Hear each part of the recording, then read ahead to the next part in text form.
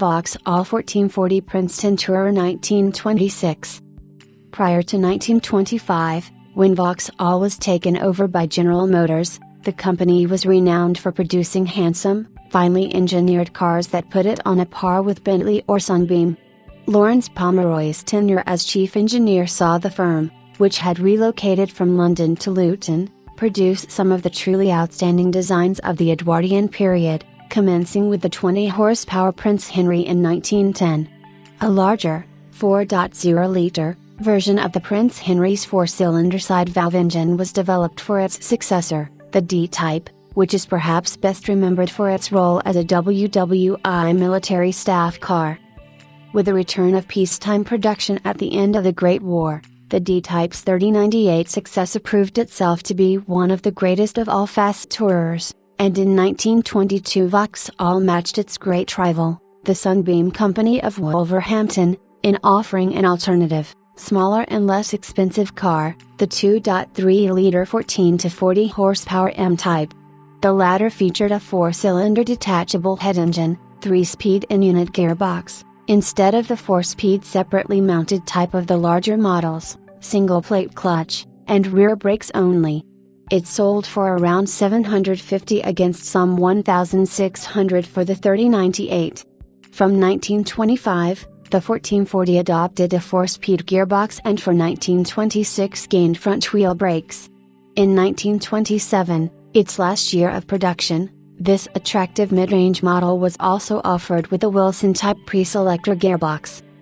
This exceptional 14 to 40 horsepower Princeton Tourer was purchased new by William Pearson, a marine engineer of Northwich, Cheshire, who served in the Merchant Navy during the transition period of sail to steam propulsion. Upon retirement he purchased two 4404, collecting it directly from Vauxhall's Luton factory and driving home to Northwich in the company or a local agent.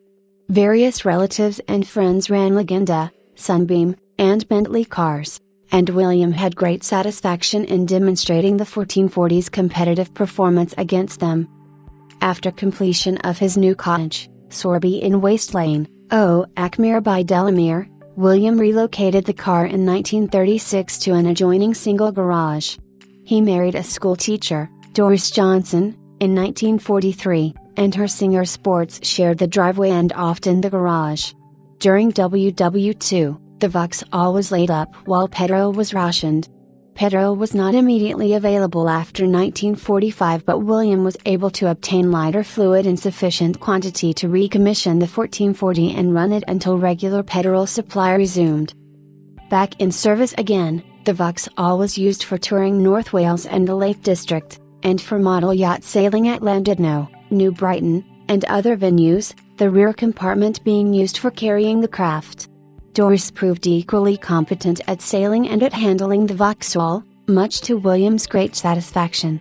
She became the main driver for weekend outings, while a Volkswagen Beetle was acquired to replace the Singer.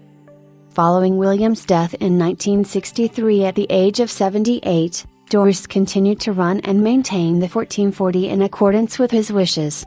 During 1976, Keith Lidgerwood took over maintenance of the car, enabling Doris to continue its enjoyment. Over a period of many years, Doris hosted a widely acclaimed picnic at the VSCC's Oulton Park meeting, always parking the Vauxhall close to a particular oak tree so that friends would have no trouble finding it. Regular attendance at Chelsea Walsh, Prescott and Loudon Park events, with picnic standards maintained, continued into the early 1990s. In the late 1980s, the Vauxhall featured in two magazines, Cheshire Life, July 1988 edition, and Old Car, July 1989, copies of which are on file.